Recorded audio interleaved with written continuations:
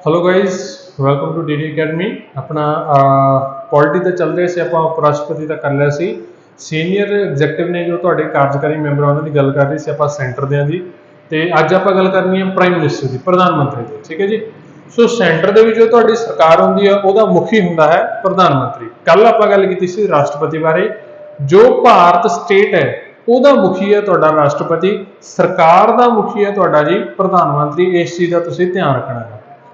ਹੁਣ ਦੋਨਾਂ ਦੇ ਸੰਬੰਧ ਦੇ ਵਿੱਚ ਰਾਸ਼ਟਰਪਤੀ ਤੁਹਾਡਾ ਇੱਕ ਨਾਮ ਦਾ ਮੁਖੀ ਹੈ, ਅਸਲੀ ਪਾਵਰ ਸਾਰੀ ਦੀ ਸਾਰੀ ਤੁਹਾਡੀ ਪ੍ਰਧਾਨ ਮੰਤਰੀ ਕੋਲ ਹੈ। ਨਾਮ ਦਾ ਮੁਖੀ ਕੀ ਹੈ ਕਿ ਸਿਰਫ ਉਹਦੀ ਮੋਹਰ ਲੱਗਦੀ ਹੈ, ਉਹਦਾ ਨਾਮ ਹੁੰਦਾ, ਉਹਦੇ ਸਾਈਨ ਹੁੰਦੇ ਨੇ। ਪਿੱਛੋਂ ਡਿਸੀਜਨਸ ਕੌਣ ਦਿੰਦਾ? ਮੰਤਰੀ ਮੰਡਲ, ਪ੍ਰਧਾਨ ਮੰਤਰੀ। ਇਹ ਉਹਨੂੰ ਮੰਤਰੀ ਮੰਡਲ ਦਿੰਦਾ, ਭਾਈ ਇਹ ਚੀਜ਼ ਕਰਨੀ ਹੈ, ਤੂੰ ਰਾਸ਼ਟਰਪਤੀ ਉਹਦਾ ਕਰਦਾ ਹੈ। ਠੀਕ ਹੈ ਜੀ, ਇਸ ਚੀਜ਼ ਦਾ ਧਿਆਨ ਰੱਖਣਾ ਤੁਸੀਂ। ਚਲੋ ਅੱਜ ਆਪਾਂ ਗੱਲ ਸ਼ੁਰੂ ਕਰਦੇ ਹਾਂ ਪ੍ਰਧਾਨ ਮੰਤਰੀ ਦੀ। ਜੋ ਤੁਹਾਡਾ ਪ੍ਰਧਾਨ ਮੰਤਰੀ ਹੈ ਜੀ, ਉਹ ਤੁਹਾਡੀ ਸਰਕਾਰ ਦਾ ਮੁਖੀ ਹੈ, ਤੇ ਇਹਦੇ ਲਈ ਤੁਹਾਡੇ ਲਵੇ ਜੋ ਸੰਵਿਧਾਨ ਦੇ ਵਿੱਚ ਆਰਟੀਕਲ 75 ਦਿੱਤਾ ਹੋਇਆ ਜੀ। ਆਰਟੀਕਲ 75 ਤੁਹਾਨੂੰ ਸੰਵਿਧਾਨ ਦੇ ਵਿੱਚ ਦਿੱਤਾ ਹੋਇਆ, ਜੋ ਕਹਿੰਦਾ ਹੈ ਕਿ ਪ੍ਰਧਾਨ ਮੰਤਰੀ ਹੈ ਜੋ ਤੁਹਾਡਾ, ਜੋ ਰਾਸ਼ਟਰਪਤੀ ਦੁਆਰਾ ਲਗਾਇਆ ਜਾਏਗਾ। ਪ੍ਰਧਾਨ ਮੰਤਰੀ ਰਾਸ਼ਟਰਪਤੀ ਦੁਆਰਾ ਲਗਾਇਆ ਜਾਏਗਾ। ਹੁਣ ਇਹਦਾ ਕੀ ਮਸਲਾ ਹੋ ਗਿਆ ਕਿ ਤੁਸੀਂ ਤਾਂ ਇਹ ਸੋਚੋਗੇ ਕਿ ਪ੍ਰਧਾਨ ਮੰਤਰੀ ਦਾ ਚੋਣ ਹੁੰਦੀ ਹੈ ਜੀ, ਵੋਟਾਂ ਪੈਂਦੀਆਂ ਨੇ ਫਿਰ ਪ੍ਰਧਾਨ ਮੰਤਰੀ ਚੁਣਾਉਂਦਾ। ਉਹ ਸਹੀ ਹੈ, ਪਰ ਤੁਹਾਡਾ ਜੋ ਪ੍ਰਧਾਨ ਮੰਤਰੀ ਹੈ ਉਹ ਜ਼ਰੂਰੀ ਨਹੀਂ ਕਿ ਉਹ ਕਿਸੇ ਸੀਟ ਤੋਂ ਜਿੱਤਿਆ ਹੋਵੇ। ਇਹ ਚੀਜ਼ ਉਹਦੇ ਲਈ ਜ਼ਰੂਰੀ ਨਹੀਂ ਹੈਗੀ। ਕੋਈ ਵੀ ਮੈਂਬਰ ਹੈ, ਕਿਸੇ ਵੀ ਤਰ੍ਹਾਂ ਦਾ ਮੈਂਬਰ, ਉਹਨੂੰ ਪ੍ਰਧਾਨ ਮੰਤਰੀ ਲਗਾ ਸਕਦਾ ਹੈ ਜਦੋਂ ਤੱਕ ਉਹਦੀ ਬਹੁਮਤ ਦੀ ਜੋ ਪਾਰਟੀ ਹੈ ਉਹ ਕਹਿ ਰਹੀ ਹੈ ਭਈ ਅਸੀਂ ਆਹ ਮੈਂਬਰ ਨੂੰ ਪ੍ਰਧਾਨ ਮੰਤਰੀ ਲਾਉਣਾ ਹੈ। ਜਿਹਨੂੰ ਬਹੁਮਤ ਮਿਲਿਆ ਉਸ ਨੂੰ ਪ੍ਰਧਾਨ ਮੰਤਰੀ ਲਗਾਇਆ ਜਾ ਸਕਦਾ ਜੀ। ਠੀਕ ਹੈ ਜੀ।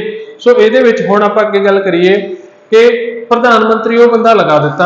ਸਭ ਤੋਂ ਪਹਿਲਾਂ ਆਪਾਂ ਫਸਟ ਸਿਨੈਰੀਓ ਲੈ ਕੇ ਚੱਲਦੇ ਹਾਂ ਕਿ ਵੋਟਾਂ ਹੋਈਆਂ ਜੀ, ਵੋਟਾਂ ਦੇ ਵਿੱਚ ਆਹ ਪਾਰਟੀ ਜਿੱਤ ਗਈ, ਆਹ ਪਾਰਟੀ ਦਾ ਜੋ ਲੀਡਰ ਸੀਗਾ ਉਹ ਪ੍ਰਧਾਨ ਮੰਤਰੀ ਲਗਾ ਦਿੱਤਾ ਗਿਆ, ਤਾਂ ਰਾਸ਼ਟਰਪਤੀ ਉਹਨੂੰ ਪ੍ਰਧਾਨ ਮੰਤਰੀ ਨੂੰ ਲਗਾਊਗਾ। ਰਾਸ਼ਟਰਪਤੀ ਹੀ ਉਹਨੂੰ ਸਹੁੰ ਚੁਕਾਊਗਾ। ਠੀਕ ਹੈ ਜੀ। ਪ੍ਰਧਾਨ ਮੰਤਰੀ ਦੀ ਟਰਮ ਹੈ ਜਿਹੜੀ, ਉਹ ਸੰਵਿਧਾਨ ਦੇ ਵਿੱਚ ਫਿਕਸ ਨਹੀਂ ਹੈ। ਇਹ ਚੀਜ਼ ਧਿਆਨ ਦੇ ਵਿੱਚ ਰੱਖਣਾ। 5 ਸਾਲ ਲੱਗ ਕੇ ਉੱਥੇ ਟਿਕ ਰਿਹਾ ਅਗਰ ਕੁਐਸਚਨ ਦੇ ਵਿੱਚ ਆ ਗਿਆ ਕਿ ਪ੍ਰਧਾਨ ਮੰਤਰੀ ਟਰਮ 5 ਸਾਲ ਹੈ ਜੀ, ਨਹੀਂ। ਸੰਵਿਧਾਨ ਦੇ ਵਿੱਚ ਕੋਈ ਵੀ ਫਿਕਸ ਟਰਮ ਨਹੀਂ ਹੈ ਪ੍ਰਧਾਨ ਮੰਤਰੀ ਦੀ, ਕੋਈ ਫਿਕਸ ਟਰਮ ਦਿੱਤੀ ਨਹੀਂ ਹੋਈ। ਉਹ ਕਦੋਂ ਤੱਕ ਆਫਿਸ ਦੇ ਵਿੱਚ ਰਹਿੰਦਾ ਹੈ? ਜਦੋਂ ਤੱਕ ਜੀ ਰਾਸ਼ਟਰਪਤੀ ਦੀ ਤੁਹਾਡੇ ਲਈ ਖੁਸ਼ੀ ਹੈ। ਰਾਸ਼ਟਰਪਤੀ ਦੀ ਖੁਸ਼ੀ ਤੱਕ ਸੰਵਿਧਾਨ ਦੇ ਵਿੱਚ ਲਿਖਿਆ ਹੋਇਆ ਹੈ, ਪਲੇਜ਼ਰ ਆਫ ਪ੍ਰੈਜ਼ੀਡੈਂਟ। ਜਦੋਂ ਤੱਕ ਰਾਸ਼ਟਰਪਤੀ ਖੁਸ਼ ਹੈ ਉਦੋਂ ਤੱਕ ਉਹ ਸੰਵਿਧਾਨ ਦੇ ਵਿੱਚ ਰਹਿੰਦਾ ਹੈ। ਹੁਣ ਦੁਬਾਰਾ ਤੁਹਾਨੂੰ ਮੈਂ ਫਿਰ ਥੋੜਾ ਜਿਹਾ ਦੱਸਾਂ ਕਿ ਰਾਸ਼ਟਰਪਤੀ ਦੀ ਖੁਸ਼ੀ ਦਾ ਮਸਲਾ ਇਹ ਨਹੀਂ ਕਿ ਰਾਸ਼ਟਰਪਤੀ ਰੁੱਸੇ, ਭਾਈ ਤੂੰ ਸਵੇਰੇ ਆ ਕੇ ਮੈਨੂੰ ਗੁੱਡ ਮਾਰਨਿੰਗ ਨਹੀਂ ਬੁਲਾਈ, ਮੇਰੇ ਪੈਰੀ ਹੱਥ ਨਹੀਂ ਲਾਏ, ਮੈਂ ਤਾਂ ਰੁੱਸ ਗਿਆ, ਮੈਂ ਤੈਨੂੰ ਪ੍ਰਧਾਨ ਮੰਤਰੀ ਹਟਾ ਰਿਹਾ। ਨਹੀਂ, ਇਹ ਸਿਸਟਮ ਨਹੀਂ।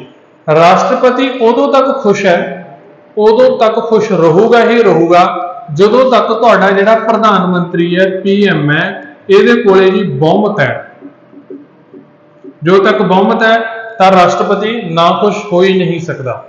ਜਿਸ ਟਾਈਮ ਵੀ ਤੁਹਾਡਾ ਰਾਸ਼ਟਰਪਤੀ ਦਾ ਜਿਹੜਾ ਪ੍ਰਧਾਨ ਮੰਤਰੀ ਹੈ ਉਹਦਾ ਬਹੁਮਤ ਲੂਜ਼ ਹੋ ਗਿਆ, ਉਹਦੀ ਜਿਹੜੀ ਪਾਰਟੀ ਦੀਆਂ ਮੈਂਬਰ ਦੀਆਂ ਸੀਟਾਂ ਸੀ ਉਹ ਘਟ ਗਈਆਂ, ਤਾਂ ਰਾਸ਼ਟਰਪਤੀ ਨਾਖੁਸ਼ ਹੋ ਜੂ ਤੇ ਉਹ ਪ੍ਰਧਾਨ ਮੰਤਰੀ ਨੂੰ ਗੱਦੀ ਤੋਂ ਹਟਾ ਦੇਊਗਾ ਜੀ। ਠੀਕ ਹੈ ਜੀ। ਇਹ ਤੁਹਾਡਾ ਪ੍ਰੋਵੀਜ਼ਨ ਹੈ ਰਾਸ਼ਟਰਪਤੀ ਦਾ ਕਿ ਰਾਸ਼ਟਰਪਤੀ ਦੀ ਖੁਸ਼ੀ ਤੱਕ ਉਹ ਦਫ਼ਤਰ ਦੇ ਵਿੱਚ ਰਹੂਗਾ। ਜਦੋਂ ਹੀ ਉਹਦਾ ਬਹੁਮਤ ਲੂਜ਼ ਹੋ ਗਿਆ, ਰਾਸ਼ਟਰਪਤੀ ਨਾਖੁਸ਼ ਹੋ ਜਾਊਗਾ ਤੇ ਉਹਨੂੰ ਦਫ਼ਤਰ ਦੇ ਵਿੱਚੋਂ ਹਟਾ ਦਿੱਤਾ ਜਾਊਗਾ ਜੀ। ਤੇ ਹੋਰਾਂ ਨੂੰ ਕਹੋ ਵੀ ਆਓ ਤੁਹਾਡੇ ਲਈ ਕੋਈ ਸੀਟ ਬਣਦੀ ਹੈ ਤਾਂ ਸਰਕਾਰ ਬਣਾਓ, ਨਹੀਂ ਦੁਬਾਰਾ ਵੋਟਾਂ ਕਰਾਈਏ। ਠੀਕ ਹੈ। ਚਲੋ ਨੈਕਸਟ। ਹੁਣ ਆਪਾਂ ਇੱਕ ਗੱਲ ਕੀਤੀ ਹੈ ਵੀ ਕੋਈ ਵੀ ਬੰਦਾ ਅਗਰ ਉਹ ਚਾਹੇ ਸੀਟ ਤੇ ਨਹੀਂ ਵੀ ਖੜਾ ਹੋਇਆ ਉਹ ਵੀ ਪ੍ਰਧਾਨ ਮੰਤਰੀ ਬਣ ਸਕਦਾ। ਉਸ ਦੇ ਬਾਰੇ ਜੋ ਆਪਾਂ ਗੱਲ ਕਰ ਰਹੇ ਹਾਂ ਉਹਦਾ ਮਸਲਾ ਕੀ ਹੈ? ਉਹ ਸਿੰਪਲ ਜਿਹਾ ਮਸਲਾ ਇਹ ਹੈ ਜੀ ਕਿ ਕਿਸੇ ਵੀ ਬੰਦੇ ਨੂੰ ਉਹ ਕਹਿ ਸਕਦੇ, ਮੰਨ ਲਓ ਕੱਲ ਨੂੰ ਪਈ ਉਹ ਕਹਿਣ ਵੀ ਡੀ ਅਕੈਡਮੀ ਦੇ ਵਿੱਚ ਇੱਕ ਸਰ ਪੜ੍ਹਾ ਰਹੇ ਨੇ ਜੀ, ਆਪਾਂ ਉਹਨਾਂ ਨੂੰ ਪ੍ਰਧਾਨ ਮੰਤਰੀ ਲਿਆਉਣਾ, ਲਿਆਓ ਬੁਲਾ ਕੇ, ਉਹ ਸਦੋ ਕਿਉਂਕਿ ਜਦੋਂ ਲੈ ਜਾਣ ਠਾ ਕੇ ਜੀ ਉਹ, ਤਾਂ ਉੱਥੇ ਮੈਂ ਤਾਂ ਕਿਸੇ ਬੋਰਡ ਦੇ ਵਿੱਚ ਖੜਾ ਨਹੀਂ ਹੋਇਆ ਜਾਂ ਮੈਂ ਕਿਸੇ ਸਦਨ ਦਾ ਮੈਂਬਰ ਨਹੀਂ ਹੈਗਾ, ਤਾਂ ਮੈਨੂੰ ਪ੍ਰਧਾਨ ਮੰਤਰੀ ਲਾ ਸਕਦੇ? ਹਾਂਜੀ ਲਾ ਸਕਦੇ ਨੇ, ਲਾ ਸਕਦੇ ਨੇ। ਪਰ 6 ਮਹੀਨਿਆਂ ਦੇ ਅੰਦਰ 6 ਮਹੀਨਿਆਂ ਦੇ ਅੰਦਰ ਇਹ ਨਿਯਮ ਹੈ ਜੀ। 6 ਮਹੀਨਿਆਂ ਦੇ ਅੰਦਰ ਲੋਕ ਸਭਾ ਤੇ ਰਾਜ ਸਭਾ ਦੋਨਾਂ ਸਦਨਾਂ ਦੇ ਵਿੱਚੋਂ ਕਿਸੇ ਇੱਕ ਸਦਨ ਦਾ ਮੈਂਬਰ ਬਣਨਾ ਹੀ ਪਊਗਾ। ਅਗਰ ਉਹ ਲਗਾ ਦਿੱਤਾ ਗਿਆ ਤਾਂ 6 ਮਹੀਨਿਆਂ ਦੇ ਅੰਦਰ ਲੋਕ ਸਭਾ ਤੇ ਰਾਜ ਸਭਾ ਦਾ ਮੈਂਬਰ ਬਣਨਾ ਪਊ ਜੀ। ਦੋਨਾਂ ਤੋਂ ਜਿਹੜੇ ਮਰਜ਼ੀ ਦਾ ਬਣ ਜਾਓ। ਲੋਕ ਸਭਾ ਲਈ ਤੁਹਾਨੂੰ ਵੋਟਾਂ ਲੜਨੀਆਂ ਪੈਣਗੀਆਂ ਤਾਂ ਬਣੋਗੇ, ਰਾਜ ਸਭਾ ਲਈ ਸਿੱਧਾ ਤੁਹਾਨੂੰ ਰਾਸ਼ਟਰਪਤੀ ਨਾਮਜ਼ਦ ਕਰ ਸਕਦਾ। ਤਾਂ ਮੋਸਟ ਆਫ ਤੁਹਾਡੇ ਲਈ ਰਾਸ਼ਟਰਪਤੀ ਦੇ ਜ਼ਰੀਏ ਆਉਂਦੇ ਨੇ। For example doctor Manmohan Singh ਤੁਹਾਡੇ ਇਦਾਂ ਹੀ ਪ੍ਰਧਾਨ ਮੰਤਰੀ ਬਣੇ ਸੀ। ਠੀਕ ਹੈ ਜੀ। ਰਾਜ ਸਭਾ ਦੇ ਵਿੱਚੋਂ ਆਏ ਸੀ ਉਹ। ਠੀਕ ਹੈ ਜੀ। ਚਲੋ ਇਹ ਆ ਗਿਆ ਤੁਹਾਡਾ ਇਸ ਦਾ ਪ੍ਰੋਵੀਜ਼ਨ ਵੀ ਤੁਹਾਡੀ ਕਿਸ ਢੰਗ ਦੇ ਨਾਲ ਰਾਸ਼ਟਰਪਤੀ ਜੋ ਤੁਹਾਡਾ ਪ੍ਰਧਾਨ ਮੰਤਰੀ ਨੂੰ ਲਗਾ ਸਕਦਾ ਜਿਹੜਾ ਕੋਈ ਵੀ ਵੋਟਾਂ ਦੇ ਵਿੱਚ ਨਹੀਂ ਖੜਾ ਹੋਇਆ। ਠੀਕ ਹੈ ਜੀ। ਚਲੋ ਹੁਣ ਗੱਲ ਕਰੀਏ ਪ੍ਰਧਾਨ ਮੰਤਰੀ ਦੇ ਆਪਾਂ ਮੰਤਰੀ ਮੰਡਲ ਦੇ ਨਾਲ। ਮੰਤਰੀ ਮੰਡਲ ਜਿਹੜਾ ਹੁੰਦਾ ਹੈ ਪ੍ਰਧਾਨ ਮੰਤਰੀ ਆਪਣਾ ਆਪ ਚੁਣਦਾ ਜੀ। ਮੰਤਰੀ ਮੰਡਲ ਦੇ ਜਿਹੜੇ ਮੰਤਰੀ ਹੋਣਗੇ ਉਹਨਾਂ ਨੂੰ ਚੁਣੂਗਾ ਤੇ ਰਾਸ਼ਟਰਪਤੀ ਨੂੰ ਕਹੂਗਾ ਇਹਨਾਂ ਨੂੰ ਲਗਾ ਦਿਓ, ਤੁਸੀਂ ਇਹ ਮੇਰੇ ਮੰਤਰੀ ਨੇ, ਇਹਨਾਂ ਨੂੰ ਲਗਾ ਦਿਓ। ਮੰਤਰੀ ਮੰਡਲ ਨੂੰ ਸਲਾਹ ਦੇਊਗਾ, ਉਹ ਮੰਤਰੀ ਮੰਡਲ ਨੂੰ ਕੰਟਰੋਲ ਕਰੂਗਾ, ਮੰਤਰੀ ਮੰਡਲ ਦੀ ਦਿਸ਼ਾ ਨਿਰਦੇਸ਼ ਕਰੂਗੀ। ਮੰਤਰੀ ਮੰਡਲ ਦਾ ਹਰੇਕ ਫੈਸਲਾ ਪ੍ਰਧਾਨ ਮੰਤਰੀ ਦੇ ਥਰੂ ਹੀ ਜਾਊਗਾ। ਥਰੂ ਮਤਲਬ ਬੋਲ ਚਾਹੇ ਮੰਤਰੀ ਰਿਹਾ ਪਰ ਪ੍ਰਧਾਨ ਮੰਤਰੀ ਦੀ ਸਲਾਹ ਦੇ ਨਾਲ ਜਾ ਰਿਹਾ, ਪ੍ਰਧਾਨ ਮੰਤਰੀ ਤੋਂ ਬਾਹਰ ਨਹੀਂ ਹੈਗਾ ਮੰਤਰੀ ਮੰਡਲ। ਸੋ ਪੂਰੇ ਦਾ ਪੂਰਾ ਕੰਟਰੋਲ ਹੈ ਜਿਹੜਾ ਪ੍ਰਧਾਨ ਮੰਤਰੀ ਦਾ ਮੰਤਰੀ ਮੰਡਲ ਦੇ ਉੱਪਰ ਰਹਿੰਦਾ ਜੀ। ਇਹ ਮੰਤਰੀ ਮੰਡਲ ਨਾਲ ਇਹਦਾ ਸੰਬੰਧ ਹੈ, ਦਿਸ਼ਾ ਨਿਰਦੇਸ਼ ਰੱਖਦਾ। ਕਿਸੇ ਵੀ ਮੰਤਰੀ ਨੂੰ ਉਹ ਮੰਤਰੀ ਮੰਡਲ ਦੇ ਵਿੱਚ ਪਾ ਸਕਦਾ ਹੈ, ਕਿਸੇ ਮੰਤਰੀ ਨੂੰ ਉਹਦੇ ਵਿੱਚੋਂ ਹਟਾ ਸਕਦਾ ਹੈ। ਅਗਰ ਕੋਈ ਮੰਤਰੀ ਇਦਾਂ ਕਹੇ ਭਾਈ ਮੈਂ ਤਾਂ ਹਟਦਾ ਨਹੀਂ, ਤਾਂ ਉਹ ਰਾਸ਼ਟਰਪਤੀ ਨੂੰ ਕਹਿ ਦਿਓ ਭਾਈ ਆਹ ਮੰਤਰੀ ਨੂੰ ਤੁਸੀਂ ਕੱਢ ਦਿਓ, ਮੈਨੂੰ ਇਹਦੀ ਲੋੜ ਨਹੀਂ, ਜੇ ਉਹ ਰੈਜ਼ਿਗਨੇਸ਼ਨ ਨਹੀਂ ਦੇ ਰਿਹਾ ਤਾਂ ਰਾਸ਼ਟਰਪਤੀ ਉਹਨੂੰ ਮੰਤਰੀ ਨੂੰ ਬਾਹਰ ਕੱਢ ਦਿਓ। ਇਹ ਇੰਨੀ ਪਾਵਰ ਮੰਤਰੀ ਮੰਡਲ ਦੇ ਸੰਬੰਧ ਦੇ ਵਿੱਚ ਤੁਹਾਡੇ ਪ੍ਰਧਾਨ ਮੰਤਰੀ ਦੀ ਹੈ। ਠੀਕ ਹੈ ਜੀ।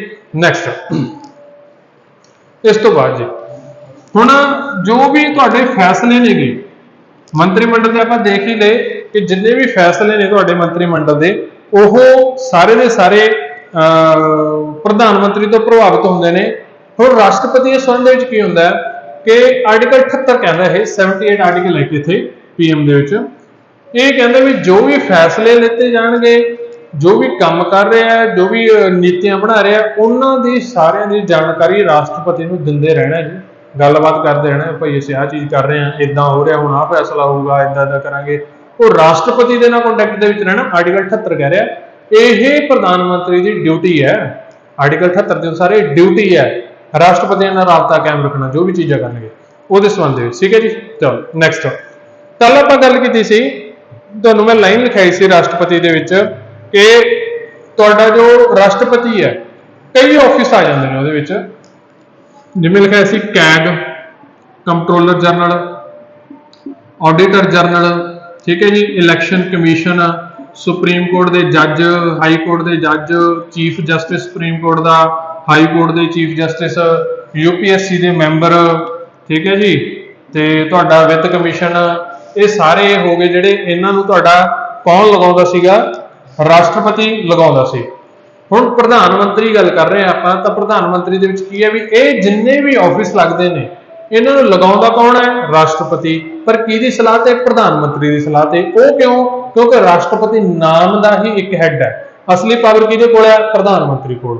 ਸੋ ਤੁਹਾਡੇ ਜਿੰਨੇ ਵੀ ਇਹ ਮਸਲੇ ਨੇ ਲਗਾ ਕੌਣ ਰਿਹਾ ਹੈ, ਰਾਸ਼ਟਰਪਤੀ ਰਿਹਾ, ਪਰ ਪਿੱਛੋਂ ਕੌਣ ਕਹਿ ਰਿਹਾ ਹੈ, ਪ੍ਰਧਾਨ ਮੰਤਰੀ ਕਹਿ ਰਹੇ ਭਾਈ ਉਹ ਬੰਦੇ ਨੂੰ ਲਾ ਦੇ, ਭਾਈ ਉਹ ਬੰਦਾ ਪਿਕ ਕਰ ਲਾ ਕੈਗ ਦੇ ਲਈ, ਉਹ ਬੰਦਾ ਕਰ ਲਾ ਆਡੀਟਰ ਜਨਰਲ ਦੇ ਲਈ। ਠੀਕ ਹੈ। ਸੋ ਰਾਸ਼ਟਰਪਤੀ ਉਹਨੂੰ ਮਨਾ ਨਹੀਂ ਕਰ ਸਕਦਾ।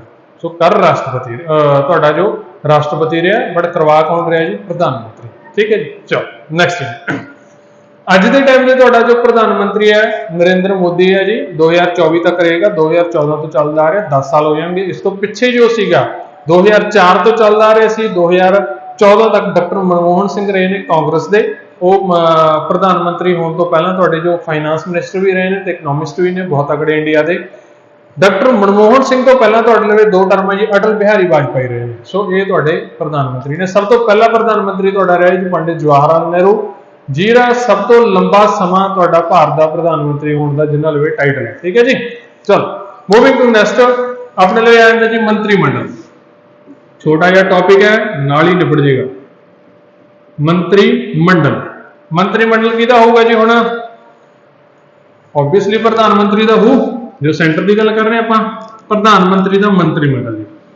ਪ੍ਰਧਾਨ ਮੰਤਰੀ ਦੇ ਜਿਹੜੇ ਮੰਤਰੀ ਨੇ, ਮੰਤਰੀ ਮੰਡਲ ਦੇ ਮੰਤਰੀ ਨੇ ਜੀ, ਉਹ ਸਾਰੇ ਦੇ ਸਾਰੇ ਤੁਹਾਡੇ ਪ੍ਰਧਾਨ ਮੰਤਰੀ ਦੀ ਸਲਾਹ ਨਾਲ ਲਗਾਏ ਜਾਂਦੇ ਨੇ।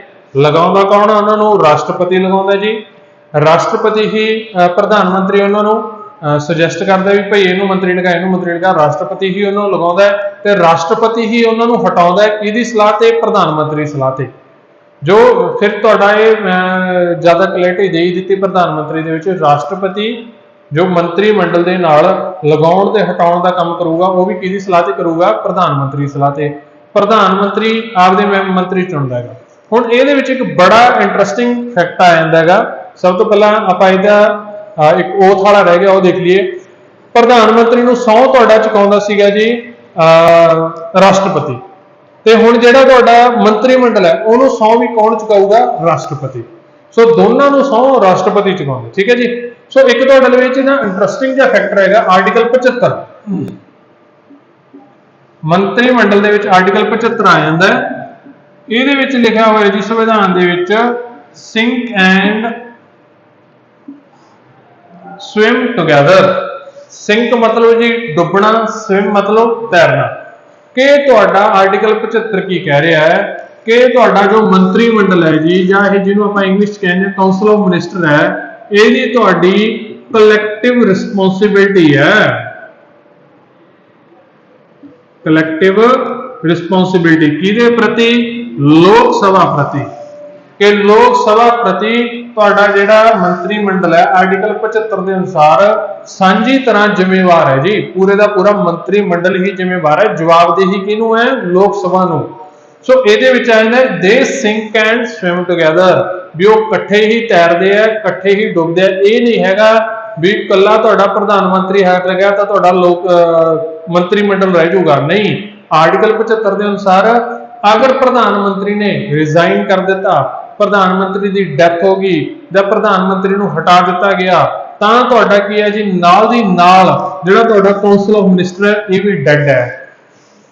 ਨਾਲ ਦੀ ਨਾਲ ਤੁਹਾਡਾ ਮੰਤਰੀ ਮੰਡਲ ਖਤਮ ਹੋ ਜਾਊਗਾ। ਜਿਵੇਂ ਹੀ ਪ੍ਰਧਾਨ ਮੰਤਰੀ ਨੂੰ ਉਤਾਰਿਆ ਜਾਂਦਾ ਹੈ, ਨਾਲ ਦੀ ਨਾਲ ਤੁਹਾਡਾ ਮੰਤਰੀ ਮੰਡਲ ਵੀ ਡੈਡ ਹੈਗਾ, ਠੀਕ ਹੈ ਜੀ।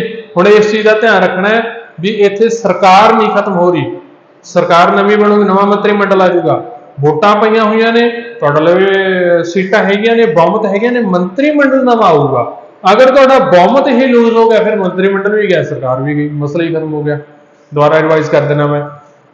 ਇੱਕ ਪਾਰਟੀ ਹੈ ਏ, ਇੱਕ ਪਾਰਟੀ ਹੈ ਬੀ, ਇੱਕ ਪਾਰਟੀ ਹੈ ਸੀ। ਤੁਹਾਡੇ ਲਈ ਏ ਨੂੰ ਮਿਲੀਆਂ ਇੰਨੀਆਂ ਸੀਟਾਂ, ਬੀ ਨੂੰ ਮਿਲੀਆਂ ਇੰਨੀਆਂ ਸੀਟਾਂ, ਸੀ ਨੂੰ ਮਿਲੀਆਂ ਇੰਨੀਆਂ ਸੀਟਾਂ, ਠੀਕ ਹੈ ਜੀ। ਹੁਣ ਇਹਦੇ ਵਿੱਚ ਸੀਟਾਂ ਤਾਂ ਸਾਰੀਆਂ ਨੇ, ਇਹਨਾਂ ਦੇ ਵਿੱਚੋਂ ਬਸ ਇੰਨਾ ਕੁ ਜਿਹੜਾ ਪੋਰਸ਼ਨ ਆ ਉਹ ਮੰਤਰੀ ਮੰਡਲ ਬਣੂਗਾ। ਇਹਦਾ ਹੈੱਡ ਕੌਣ ਹੋਊਗਾ? ਪੀਐਮ। ਇਹ ਮੰਤਰੀ ਮੰਡਲ ਹੈ, ਠੀਕ ਹੈ ਜੀ। ਹੁਣ ਮੰਨ ਲਓ ਆਹ ਪੀਐਮ ਨੇ ਅਸਤੀਫਾ ਦੇ ਦਿੱਤਾ, ਇਹ ਹਟ ਗਿਆ ਜੀ, ਅਸਤੀਫਾ ਦੇਤਾ ਇਹਨੇ ਆਪਦੀ ਸੀਟ ਤੋਂ, ਤਾਂ ਇਹਦਾ ਮੰਤਰੀ ਮੰਡਲ ਵੀ ਕੀ ਹੈ? ਖਤਮ ਹੋ ਗਿਆ। ਪਰ ਆਹ ਸੀਟਾਂ ਤਾਂ ਪਈਆਂ ਨੇ, ਸਰਕਾਰ ਤਾਂ ਡਿੱਗ ਨਹੀਂ ਸਕਦੀ। ਤਾਂ ਇਹਦੇ ਵਿੱਚੋਂ ਤੁਹਾਡਾ ਕੀ ਹੋ ਜਾਊਗਾ ਜੀ, ਨਵਾਂ ਪੀਐਮ ਚੁਣਾਂਗੇ ਤਾਂ ਉਹ ਨਵਾਂ ਪੀਐਮ ਆਪਦਾ ਨਵਾਂ ਮੰਤਰੀ ਮੰਡਲ ਲਿਆਊਗਾ। ਇੰਨਾ ਕੁ ਮਸਲਾ ਤੁਹਾਡਾ ਮੰਤਰੀ ਮੰਡਲ ਦਾ, ਠੀਕ ਹੈ ਜੀ। ਚਲੋ ਨੈਕਸਟ। ਹੁਣ ਮੰਤਰੀ ਮੰਡਲ ਦੀ ਕੋਈ ਵੀ ਕਾਨੂੰਨੀ ਤੌਰ ਤੇ ਜ਼ਿੰਮੇਵਾਰੀ ਨਹੀਂ ਹੁੰਦੀ। ਇਹ ਵੀ ਤੁਹਾਨੂੰ ਇੱਕ ਮੈਂ ਫੈਕਟ ਦੱਸ ਦਿੰਨਾਗਾ ਕਿ ਉਹ ਕਾਨੂੰਨੀ ਤੌਰ ਤੇ ਜ਼ਿੰਮੇਵਾਰ ਜਾਂ ਜਵਾਬਦੇਹ ਨਹੀਂ ਹੁੰਦੇ। ਲੋਕ ਸਭਾ ਪ੍ਰਤੀ ਜਾਂ ਤੁਹਾਡਾ ਪਾਰਲੀਮੈਂਟ ਦੇ ਪ੍ਰਤੀ ਬਸ ਸਾਂਝੀ ਜ਼ਿੰਮੇਵਾਰੀ ਹੁੰਦੀ ਹੈ। ਜੋ ਵੀ ਮੰਤਰੀ ਮੰਡਲ ਜਾਊਗਾ ਤਾਂ ਪੂਰੇ ਦਾ ਪੂਰਾ ਜਾਊਗਾ, ਨਹੀਂ ਤੈਰਦਾ ਰਹੂਗਾ। ਮੰਤਰੀ ਤੁਹਾਡੇ ਲਈ ਤਿੰਨ ਤਰ੍ਹਾਂ ਦੇ ਹੁੰਦੇ ਨੇ ਜੀ। ਫਸਟ ਤੁਹਾਡੇ ਲਈ ਆ ਜਾਂਦੇ ਨੇ ਕੈਬਨਿਟ ਮਿਨਿਸਟਰ, ਜੋ ਕੈਬਨਿਟ ਦੇ ਵਿੱਚ ਹੁੰਦੇ ਨੇ, ਜੋ ਬਿਲਕੁਲ ਤੁਹਾਡਾ ਨੈਰੋ ਇੱਕ ਸੰਗਠਨ ਹੈ ਜਿਹੜਾ ਪੂਰੀ ਦੀ ਪੂਰੀ ਪਾਲਿਸੀ ਤਿਆਰ ਕਰਦਾ, ਪੂਰੇ ਦਾ ਪੂਰਾ ਕੰਮ ਕਰਦਾ ਹੈ। ਉਹਦੇ ਵਿੱਚ ਆ ਜਾਂਦੇ ਨੇ ਤੁਹਾਡੇ ਲਈ ਕੈਬਨਿਟ ਮਿਨਿਸਟਰ, ਠੀਕ ਹੈ ਜੀ। ਨੈਕਸਟ ਆ ਜਾਂਦੇ ਨੇ ਤੁਹਾਡੇ ਲਈ ਸਟੇਟ ਮਿਨਿਸਟਰ ਜਾਂ ਮਿਨਿਸਟਰ ਆਫ ਸਟੇਟ। ਇਹ ਤੁਹਾਡੇ ਉਹ ਮੰਤਰੀ ਆ ਜਾਂਦੇ ਨੇ ਜਿਹੜੇ ਕੈਬਨਿਟ ਦੇ ਨਾਲ ਜੁੜੇ ਹੋਏ ਦਫ਼ਤਰ ਨੇਗੇ, ਉਹਨਾਂ ਨੂੰ ਕੁਛ ਨਾ ਕੁਛ ਸਹਾਇਤਾ ਪ੍ਰੋਵਾਈਡ ਕਰਨ ਦੇ ਲਈ ਆ ਜਾਂਦੇ ਨੇ, ਠੀਕ ਹੈ ਜੀ। ਸਟੇਟ ਮਿਨਿਸਟਰ ਜਿਹੜੇ ਕੈਬਨਿਟ ਤੋਂ ਬਾਹਰ ਰਹਿ ਜਾਂਦੇ ਨੇਗੇ, ਕੁਛ ਤੁਹਾਡੇ ਡਿਪਾਰਟਮੈਂਟ ਦੇ ਕੈਬਨਿਟ ਤੋਂ ਬਾਹਰ ਨੇਗੇ, ਉਹ ਕੈਬਨਿਟ ਮੰਤਰੀ ਨਹੀਂ ਸਾਂਭਦੇ, ਮਿਨਿਸਟਰ ਆਫ ਸਟੇਟ ਸਾਂਭਦੇ ਹੁੰਦੇ ਨੇਗੇ। ਨੈਕਸਟ ਤੁਹਾਡੇ ਲਈ ਆਉਂਦੇ ਡਿਪਟੀ ਮਿਨਿਸਟਰ। ਡਿਪਟੀ ਮਿਨਿਸਟਰ ਤੁਸੀਂ ਕਹਿ ਸਕਦੇ ਹੋ, ਡਿਪਟੀ ਮੰਤਰੀ ਕਹਿ ਸਕਦੇ ਹੋ। ਇਹ ਆ ਜਾਂਦੇ ਨੇ ਜੀ। ਇਹ ਤੁਹਾਡੇ ਉਹ ਆ ਜਾਂਦੇ ਨੇ ਜਿਹੜੇ ਤੁਹਾਡੇ ਮੰਤਰੀਆਂ ਦੀ ਸਲਾਹ ਦੇ ਲਈ ਲਾਏ ਜਾਂਦੇ ਹੁੰਦੇ ਨੇ ਨਾਲ ਉਹਨਾਂ ਦੇ, ਉਹਨਾਂ ਨੂੰ ਕਹਿੰਦੇ ਆਪਾਂ ਡਿਪਟੀ ਮੰਤਰੀ। ਸੋ ਅੱਜ ਕੱਲ ਇਹ ਤੁਹਾਡਾ ਨਹੀਂ ਹੈ ਪ੍ਰੋਵੀਜ਼ਨ, ਡਿਪਟੀ ਮੰਤਰੀ ਵਾਲਾ ਪ੍ਰੋਵੀਜ਼ਨ ਵੀ ਤੁਹਾਡਾ ਬਹੁਤ ਘੱਟ ਵਰਤਿਆ ਗਿਆ ਹੈਗਾ। ਮੋਸਟ ਆਫ ਤੁਹਾਡੇ ਲਈ ਕੈਬਨਿਟ ਮਿਨਿਸਟਰ ਚੱਲਦਾ, ਮਿਨਿਸਟਰ ਆਫ ਸਟੇਟ ਚੱਲਦਾ, ਠੀਕ ਹੈ ਜੀ। ਇਹ ਹੈ ਤੁਹਾਡਾ ਸਾਰੇ ਦਾ ਸਾਰਾ ਮੰਤਰੀ ਮੰਡਲ, ਠੀਕ ਹੈ ਜੀ। ਚਲੋ ਹੁਣ ਗੱਲ ਕਰਦੇ ਹਾਂ ਜੀ ਆਪਾਂ ਇੰਟਰਸਟਿੰਗ ਜਿਹੇ ਟੌਪਿਕ ਦੀ, ਯੂਨੀਅਨ ਲੈਜਿਸਲੇਚਰ ਦੀ। ਪੂਰੀ ਦੀ ਪੂਰੀ ਤੁਹਾਡੀ ਜੋ ਸੈਂਟਰ ਦੀ ਵਿਧਾਨਿਕਤਾ ਹੈ ਉਹਦੀ ਗੱਲ ਕਰ ਦਿਆਂਗੇ। ਸੈਂਟਰ ਦੀ ਵਿਧਾਨਿਕਤਾ ਦੇ ਵਿੱਚ ਤੁਹਾਡੇ ਲਈ ਆ ਜਾਊਗਾ ਜੀ ਰਾਜ ਸਭਾ, ਲੋਕ ਸਭਾ, ਪ੍ਰੈਜ਼ੀਡੈਂਟ ਆਪਾਂ ਉਹਦੇ ਵਿੱਚੋਂ ਕਰ ਲਿਆ। ਧਿਆਨ ਦੇ ਵਿੱਚ ਰੱਖਣਾ ਜੀ ਪਾਰਲੀਮੈਂਟ ਦਾ ਹਿੱਸਾ ਪ੍ਰੈਜ਼ੀਡੈਂਟ, ਤਾਂ ਮੈਂ ਇਹਨੂੰ ਵਿਧਾਨਿਕਤਾ ਦੇ ਵਿੱਚ ਕਹਿ ਰਿਹਾ ਹੈਗਾ। ਕਾਰਜਕਾਰੀ ਵੀ ਹੈ ਤੇ ਪਾਰਲੀਮੈਂਟ ਦਾ ਹਿੱਸਾ ਵੀ ਹੈ, ਠੀਕ ਹੈ ਜੀ। ਚਲੋ ਕੰਟੀਨਿਊ ਕਰਦੇ ਹਾਂ ਜੀ ਅੱਗੇ ਆਪਾਂ। ਆਰਟੀਕਲ 79 ਇਹ ਕਹਿੰਦਾ ਜੀ, ਕਹਿੰਦਾ ਤੁਹਾਡੀ ਜੋ ਪਾਰਲੀਮੈਂਟ ਹੈ ਉਹ ਤਿੰਨ ਚੀਜ਼ਾਂ ਤੋਂ ਬਣੀ ਹੋਈ ਹੈ। ਇੱਕ ਆ ਗਿਆ ਤੁਹਾਡੇ ਲਈ ਪ੍ਰੈਜ਼ੀਡੈਂਟ, ਲੋਕ ਸਭਾ ਤੇ ਰਾਜ ਸਭਾ। ਇਹਨਾਂ ਤਿੰਨਾਂ ਤੋਂ ਕੀ ਬਣੀ ਹੋਈ ਹੈ? ਪਾਰਲੀਮੈਂਟ ਬਣੀ ਹੋਈ ਹੈ ਜੀ। ਪਾਰਲੀਮੈਂਟ ਦਾ ਮੈਂਬਰ ਨਹੀਂ ਹੈ ਲੋਕ ਸਭਾ, ਸੌਰੀ ਪ੍ਰੈਜ਼ੀਡੈਂਟ। ਜੋ ਤੁਹਾਡੀ ਲੋਕ ਸਭਾ ਹੈ, ਰਾਜ ਸਭਾ ਹੈ, ਉਹਦਾ ਮੈਂਬਰ ਨਹੀਂ ਹੈ, ਪਰ ਉਹਦਾ ਹਿੱਸਾ ਹੈਗਾ। ਪ੍ਰੈਜ਼ੀਡੈਂਟ ਤੁਹਾਡਾ ਪਾਰਲੀਮੈਂਟ ਦਾ ਹਿੱਸਾ ਹੈ ਜੀ। ਲੋਕ ਸਭਾ ਰਾਜ ਸਭਾ ਦਾ ਮੈਂਬਰ ਨਹੀਂ ਹੈ। ਬਟ ਇਹ ਲਿਖਣ ਹੈਗਾ ਕਿਹੜੇ ਆਰਟੀਕਲ ਦੇ ਤਹਿਤ? 79 ਦੇ ਤਹਿਤ ਆਪਾਂ ਨੂੰ ਇਹ ਕਹਿ ਰਿਹਾ ਜੀ ਪਾਰਲੀਮੈਂਟ ਦਾ ਜੋ ਤੁਹਾਡਾ ਰਾਸ਼ਟਰਪਤੀ ਹੈ ਇੱਕ ਅਨਿੱਖੜਵਾਂ ਅੰਗ ਹੈ। ਠੀਕ ਹੈ ਜੀ। ਚਲੋ ਨੈਕਸਟ, ਇਸ ਤੋਂ ਬਾਅਦ ਆਪਣੇ ਲਈ ਆ ਜਾਂਦਾ ਜੀ ਦੋ ਸਦਨ ਨੇ ਆਪਣੇ ਲਈ। ਪ੍ਰੈਜ਼ੀਡੈਂਟ ਇਹਦੇ ਵਿੱਚ ਆਪਾਂ ਕਰ ਹੀ ਲਿਆ, ਪ੍ਰੈਜ਼ੀਡੈਂਟ ਆਪਾਂ ਕੱਲ ਕਰ ਲਿਆ ਜੀ, ਪ੍ਰੀਵੀਅਸ ਲੈਕਚਰ ਦੇ ਵਿੱਚ ਬੜੇ ਡਿਟੇਲ ਦੇ ਵਿੱਚ ਕੀਤਾ ਹੈਗਾ। ਹੁਣ ਆਪਾਂ ਗੱਲ ਕਰਨੀ ਲੋਕ ਸਭਾ ਰਾਜ ਸਭਾ ਦੀ। ਸਭ ਤੋਂ ਪਹਿਲਾਂ ਪਿਕ ਕਰਦੇ ਹਾਂ ਰਾਜ ਸਭਾ।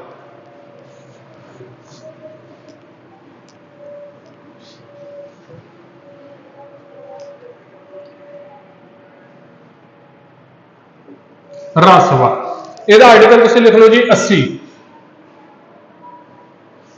ਆਰਟੀਕਲ 80 ਦੇ ਵਿੱਚ ਆ ਜਾਂਦੀ ਹੈ ਤੁਹਾਡੇ ਲਈ ਰਾਜ ਸਭਾ। ਰਾਜ ਸਭਾ ਭਾਰਤੀ ਪਾਰਲੀਮੈਂਟ ਦਾ ਇੱਕ ਸਥਾਈ ਸਦਨ ਹੈ ਜੀ, ਜੋ ਕਦੇ ਵੀ ਭੰਗ ਨਹੀਂ ਹੁੰਦਾ, ਲਗਾਤਾਰ ਬਰਕਰਾਰ ਰਹਿੰਦਾ ਹੈਗਾ। ਇਹ ਭੰਗ ਹੋ ਹੀ ਨਹੀਂ ਸਕਦਾ। ਇੱਕ ਸਥਾਈ ਸਦਨ ਬਣਾਇਆ ਹੋਇਆ ਹੈ, ਇਹਨੂੰ ਹਾਊਸ ਆਫ ਐਲਡਰ ਵੀ ਕਹਿੰਦੇ ਨੇ, ਵੱਡਿਆਂ ਦਾ ਸਦਨ ਵੀ ਕਹਿੰਦੇ ਨੇ ਜੀ। ਇਸ ਦੇ ਜੋ ਕੁੱਲ ਮੈਂਬਰ ਨੇ ਰਾਜ ਸਭਾ ਦੇ, ਉਹ ਨੇ ਜੀ ਤੁਹਾਡੇ ਲਈ 250। ਕੁੱਲ ਮੈਂਬਰ 250 ਨੇਗੇ ਜੀ। ਇਹਦੇ ਵਿੱਚ ਅੱਜ ਦੇ ਸਮੇਂ ਦੇ ਮੈਂਬਰ ਨੇ ਜੋ 243 ਨੇ ਜੀ। ਰਾਜ ਸਭਾ ਦੇ ਵਿੱਚ ਕੀ ਹੁੰਦਾ ਜੀ ਕਿ ਤੁਹਾਡੇ ਜੋ 12 ਮੈਂਬਰ ਨੇ ਇਹਦੇ ਵਿੱਚ ਰਾਸ਼ਟਰਪਤੀ ਦੁਆਰਾ ਨਾਮਜ਼ਦ ਕੀਤੇ ਜਾਂਦੇ ਹੁੰਦੇ ਨੇ। 12 ਮੈਂਬਰ ਰਾਸ਼ਟਰਪਤੀ ਭੇਜਦਾ ਹੁੰਦਾ ਹੈਗਾ, ਨੋਮੀਨੇਟ ਕਰਕੇ ਭਈ ਇਹਨਾਂ ਨੂੰ ਰੱਖ ਲਓ, ਇਹ ਆਰਟ ਨਾਲ ਸੰਬੰਧਿਤ ਹੈ, ਇਹ ਸਾਇੰਸ ਨਾਲ ਸੰਬੰਧਿਤ ਹੈ, ਇਹ ਐਵੇਂ ਐਵੇਂ ਹੈ, ਜੋ ਵੀ ਮਸਲਾ ਹੈਗਾ। ਠੀਕ ਹੈ। ਇਹਨਾਂ 12 ਦੇ ਵਿੱਚੋਂ ਤੁਹਾਡੇ ਲਈ ਜਿਹੜੇ ਦੋ ਮੈਂਬਰ ਹੁੰਦੇ ਸੀ ਉਹ ਹੁੰਦੇ ਸੀ ਜੀ ਐਂਗਲੋ ਇੰਡੀਅਨ ਦੇ ਨਾਲ ਸੰਬੰਧਿਤ। ਐਂਗਲੋ ਇੰਡੀਅਨ ਕਮਿਊਨਿਟੀ ਹੈ ਜਿਹੜੀ, ਉਹਨਾਂ ਦੇ ਵਿੱਚੋਂ ਆਉਂਦੇ ਸੀ। ਸੋ 2020 ਦੇ ਵਿੱਚ ਜਿਹੜਾ ਬਿੱਲ ਪਾਸ ਹੋਇਆ ਉਹਦੇ ਵਿੱਚ ਇਹ ਕੱਢ ਦਿੱਤਾ ਗਿਆ ਮਸਲਾ। ਨਾ ਐਂਗਲੋ ਇੰਡੀਅਨ ਨੂੰ ਤੁਹਾਡੀ ਲੋਕ ਸਭਾ 'ਚ ਰਿਜ਼ਰਵੇਸ਼ਨ ਦਿੱਤੀ ਗਈ ਹੈ, ਨਾ ਹੀ ਐਂਗਲੋ ਇੰਡੀਅਨ ਨੂੰ ਤੁਹਾਡੀ ਰਾਜ ਸਭਾ 'ਚ ਰਿਜ਼ਰਵੇਸ਼ਨ ਦਿੱਤੀ ਗਈ ਹੈ। ਠੀਕ ਹੈ ਜੀ। ਇਹਨਾਂ ਦੋਨਾਂ ਦੇ ਵਿੱਚੋਂ ਇਹਨੂੰ ਕੱਢ ਦਿੱਤਾ ਗਿਆ ਹੈਗਾ, ਬਾਹਰ ਕੱਢ ਦਿੱਤਾ ਗਿਆ। ਤਾਂ ਹੁਣ ਤੁਹਾਡੇ ਰਾਸ਼ਟਰਪਤੀ ਜਿਹੜਾ ਉਹ 10 ਨੋਮੀਨੇਟ ਕਰਦਾ ਹੈ। ਤਾਂ ਪਹਿਲਾਂ ਸੀਗੇ 45 ਤੇ ਅੱਜ ਦੇ ਟਾਈਮ ਨੇ ਜਿਹੜੇ ਇੱਥੇ 243 ਮੈਂਬਰ ਨੇ ਜਿਹੜੇ ਤੁਹਾਡੇ ਲੋਕ ਸਭਾ ਦੇ ਵਿੱਚ ਅੱਜ ਦੇ ਟਾਈਮ ਪ੍ਰੈਜ਼ੈਂਟ ਨੇ ਜੀ। ਠੀਕ ਹੈ ਜੀ। ਇਹਦੇ ਵਿੱਚ ਤੁਹਾਡੇ ਲਈ 233 ਨੇ ਜਿਹੜੇ ਉਹ ਆ ਰਹੇ ਨੇਗੇ ਸਟੇਟ ਅਤੇ ਯੂਟੀਜ਼ ਦੇ ਵਿੱਚੋਂ, ਰਾਜ ਅਤੇ ਕੇਂਦਰੀ ਸ਼ਾਸਿਤ ਪ੍ਰਦੇਸ਼ਾਂ ਦੇ ਵਿੱਚੋਂ 233 ਆ ਰਹੇ ਨੇ। ਠੀਕ ਹੈ ਜੀ। ਨੈਕਸਟ, ਜੋ ਤੁਹਾਡੀ ਰਾਜ ਸਭਾ ਹੈ ਇਹਦੇ ਵਿੱਚ ਕੋਈ ਵੀ SC ST ਦਾ ਰਾਖਵਾਂਕਰਨ ਨਹੀਂ ਹੈ। ਪਛੜੀਆਂ ਹੋਈਆਂ ਅਨੁਸੂਚਿਤ ਜਾਤਾਂ ਨੂੰ ਕੋਈ ਵੀ ਰਾਖਵਾਂਕਰਨ ਨਹੀਂ ਦਿੱਤਾ ਹੋਇਆ ਰਾਜ ਸਭਾ ਦੇ ਵਿੱਚ। ਇੱਕ ਨੰਬਰ ਦਾ ਕੁਐਸਚਨ ਡਾਇਰੈਕਟ ਬਣਦਾ ਜੀ, ਡਾਇਰੈਕਟ ਪੁਆਇੰਟ ਬਣਦਾ, ਇਹਨੂੰ ਨੋਟ ਕਰ ਲਓ। ਠੀਕ ਹੈ। ਰਾਖਵਾਂਕਰਨ SC ST ਨੂੰ ਰਾਜ ਸਭਾ ਦੇ ਵਿੱਚ ਨਹੀਂ ਹੈ। ਹੁਣ ਇਹ ਮੈਂ ਤੁਹਾਡਾ ਜੋ ਸਦਨ ਹੈ ਇਹ ਸਥਾਈ ਹੈ, ਭੰਗ ਨਹੀਂ ਹੁੰਦਾ ਕਦੇ। ਆਪਾਂ ਦੇਖਦੇ ਹਾਂ ਲੋਕ ਸਭਾ ਭੰਗ ਹੋ ਜਾਂਦੀ 5 ਸਾਲਾਂ ਬਾਅਦ, ਤਾਂ 5 ਸਾਲਾਂ ਬਾਅਦ ਨਵੀਂ ਲੋਕ ਸਭਾ ਆ ਜਾਂਦੀ ਹੈ, ਬਟ ਇਹ ਭੰਗ ਹੀ ਨਹੀਂ ਹੁੰਦੀ। ਤਾਂ ਇਹਦੇ ਮੈਂਬਰ ਕਿਵੇਂ ਰਿਟਾਇਰ ਹੁੰਦੇ ਹੋਣਗੇ? ਇਹਦੇ ਮੈਂਬਰ ਨੇ ਜਿਹੜੇ ਤੁਹਾਡੇ 1/3 ਮੈਂਬਰ ਹਰ 2 ਸਾਲ ਬਾਅਦ ਰਿਟਾਇਰ ਹੋ ਜਾਂਦੇ ਨੇ ਜੀ। ਕੁੱਲ ਕਿੰਨੇ ਆ? 243। ਇਹਦਾ 1/3 ਕਰ ਲਓ, ਹਰ 2 ਸਾਲ ਬਾਅਦ ਰਿਟਾਇਰ ਹੁੰਦੇ ਜਾਣਗੇ। ਸੋ ਜਿਹੜਾ ਮੰਨ ਲਓ ਅੱਜ ਕੋਈ ਰਿਟਾਇਰ ਹੋਇਆ, ਉਹਦੀ ਜਗ੍ਹਾ ਤੇ ਨਵਾਂ ਆਇਆ, ਇਹ ਅੱਜ ਵੀ ਰਹੂਗਾ, ਅਗਲੀ ਰਿਟਾਇਰਮੈਂਟ ਤੱਕ ਵੀ ਰਹੂ, ਅਗਲੀ ਰਿਟਾਇਰਮੈਂਟ ਤੱਕ 6 ਸਾਲ ਕੰਪਲੀਟ ਹੋ ਗਏ, ਉਸ ਤੋਂ ਬਾਅਦ ਬਾਹਰ ਜਾਊਗਾ ਜੀ। 1/3 ਮੈਂਬਰ ਹਰ 2 ਸਾਲ ਬਾਅਦ ਰਿਟਾਇਰ ਹੁੰਦੇ ਰਹਿੰਦੇ ਨੇ। ਠੀਕ ਹੈ। ਜਿਹੜੇ ਕੈਂਡੀਡੇਟ ਦਾ 6 ਸਾਲ ਦਾ ਟਾਈਮ ਪੂਰਾ ਹੋ ਗਿਆ ਉਹ ਰਿਟਾਇਰ ਹੋ ਜਾਊਗਾ ਜੀ। ਜਿਨ੍ਹਾਂ ਦਾ ਪਿਆਗਾ ਉਹ ਅਗਲੀ ਟਰਮ ਦੇ ਜਾਈ ਜਾਣਗੇ। ਠੀਕ ਹੈ ਜੀ। ਜਿਹਦੇ 2 ਸਾਲ ਹੋਇਆ ਉਹ 2 ਟਰਮਾਂ ਹੋਰ ਚੱਲੂ, ਜਿਹਦੇ 4 ਸਾਲ ਹੋਇਆ ਉਹ 1 ਟਰਮ ਹੋਰ ਚੱਲੂ, ਜਿਹਦੇ 6 ਸਾਲ ਕੰਪਲੀਟ ਹੋ ਗਏ ਉਹ ਬਾਹਰ ਚੱਲ ਜਾਊ। ਹਰ 2 ਸਾਲ ਬਾਅਦ 1/3 ਮੈਂਬਰ ਰਿਟਾਇਰ ਹੋ ਜਾਣਗੇ। ਇਹਨਾਂ ਫਿਰ ਰਾਜ ਸਭਾ ਤੁਹਾਨੂੰ ਇੰਨੇ। ਠੀਕ ਹੈ ਜੀ। ਚਲੋ ਨੈਕਸਟ ਆਪਾਂ ਦੇਖ ਰਹੇ ਹਾਂ ਤੁਹਾਡੀ ਲੋਕ ਸਭਾ।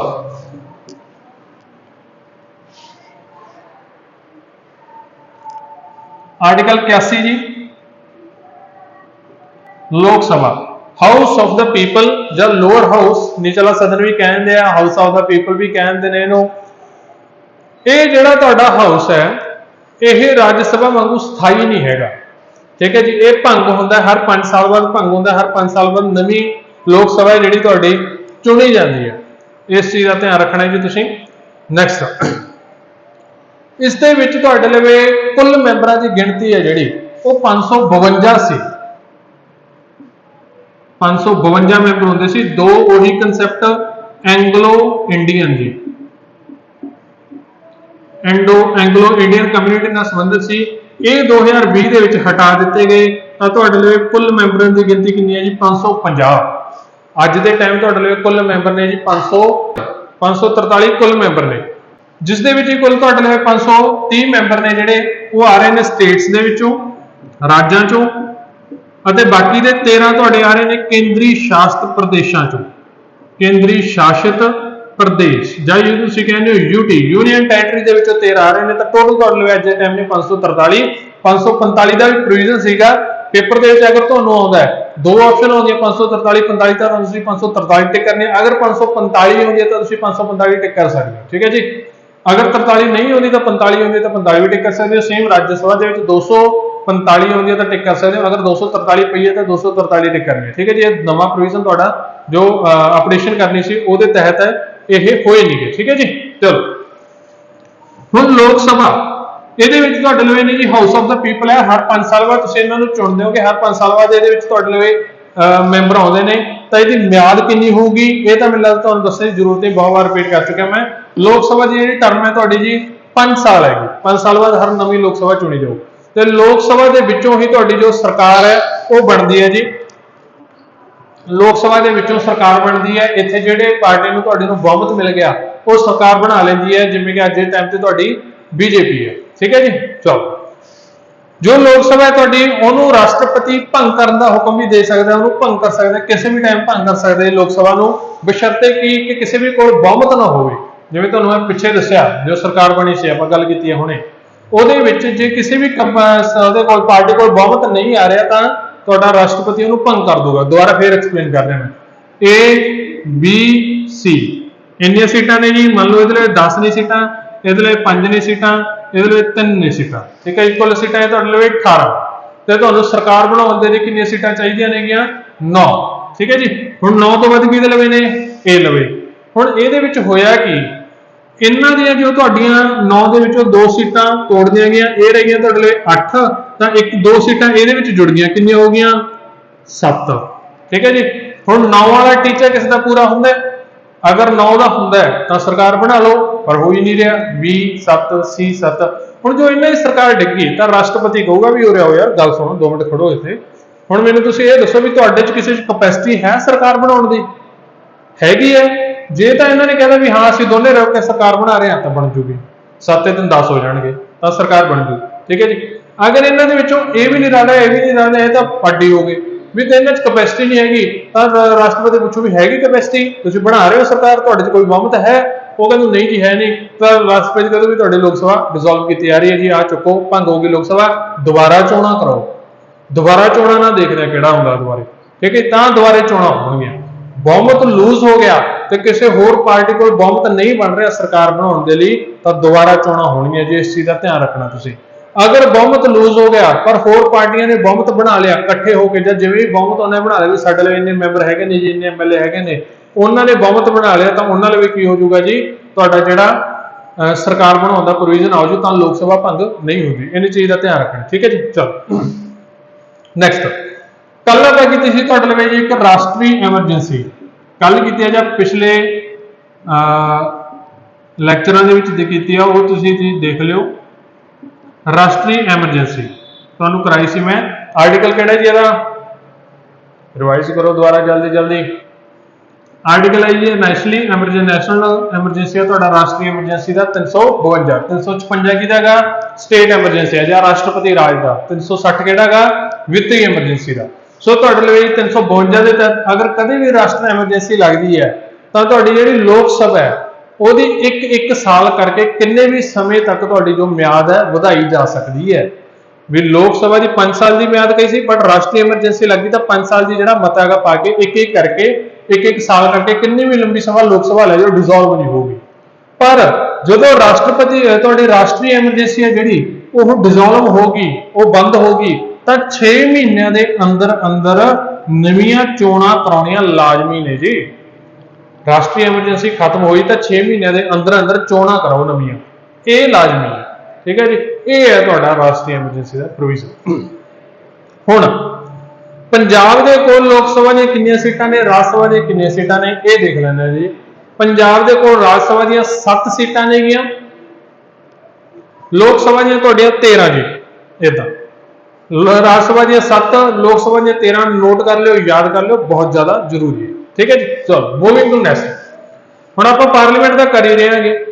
हुण ये तुहानूं तां पता लग गई, इन्ना तां पता लग ही गया होना कि पार्लीमेंट की है। उहदे विच 2 सदन ने, लोक सभा, राज सभा। राज सभा की है जी उपरला सदन, लोक सभा की है नीचला सदन।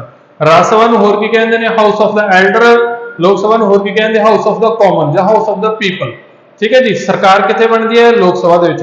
जो तुहाडा राज सभा है उहदे जो चोण ने नुमाइंदे नेगे, वो तुहाडे चोण करके भेजे जांदे हुंदे ने, जो तुहाडे चुने हुए नुमाइंदे होण, एमएलए बने। ठीक है जी।